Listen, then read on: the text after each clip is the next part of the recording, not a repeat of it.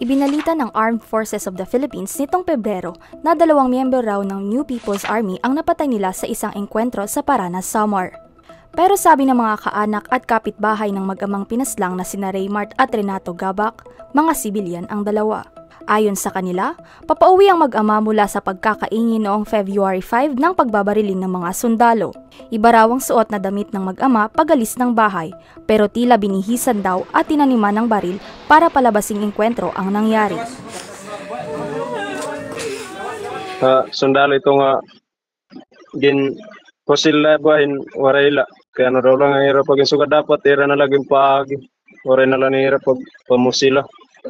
Hindi kaya ganda ko, tapos kung kadala na yung barangay, pwede man na ito. Ipagkana nga na kung mga taga-dinhibagod talaga ini.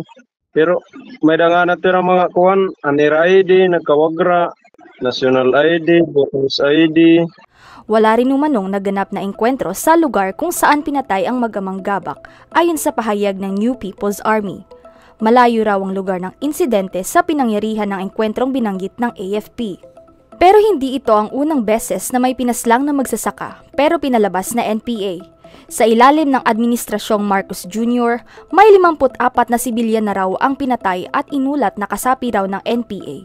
Ayon sa datos ng karapatan, sabi ng grupong tanggol magsasaka, ang ganitong mala martial law na sitwasyon sa mga baryo ang hindi lagi nababalita. Minilitarisa yung kanayunan. Dahil una, siyempre yung malawak na lupain sa bansa ay yung gusto nilang mahawakan ang malawak na lupain gamitin para sa negosyo. Ang resulta, siyempre ang tatamaan ng pangangamkam ng lupa ay yung mga magsasaka. Siyempre tututol ang mga magsasaka. Kaya gagamitin talaga yung militar para puwersahin yung mga magsasaka, yung mga katutubo na umalis din sa kanilang lupang sinasaka, lupang ninuno. May planong pagmimina sa isla ng Samar. Para sa tanggol magsasaka, hindi malayong ito ang isa sa mga dahilan ng matinding militarisasyon sa Samar. Ayon sa grupo, militarisasyon ang ginagamit na paraan para mas madaling takutin ang mga magsasaka. Libo yan na mga pamilya, yung mga dislocate, yung kabuhayan, paninirahan, yung kinabukasan ng kanilang pamilya, mga anak ay naapektuhan. Kaya yung panawagan natin na dapat itigil ang militarisasyon sa kanayunan, lalo na sa tumatama doon sa mga sibilyan na hindi naman kumbatan. Kasi yun naman ang tinatamaan ng operasyong militar sa kanayunan, yung mga magsasaka pangunahin.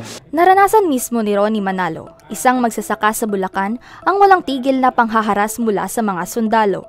Sa katunayan, sinampahan siya ng kasong terorismo ng 80th Infantry Battalion pero na-dismiss ito kamakailan lang.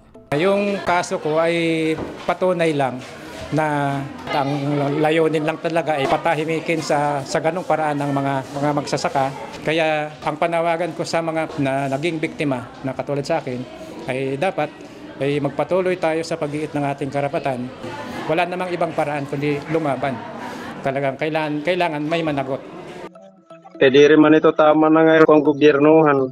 Ang igod niya igreklamo kay wala mga salang taon man ay ragi susugad.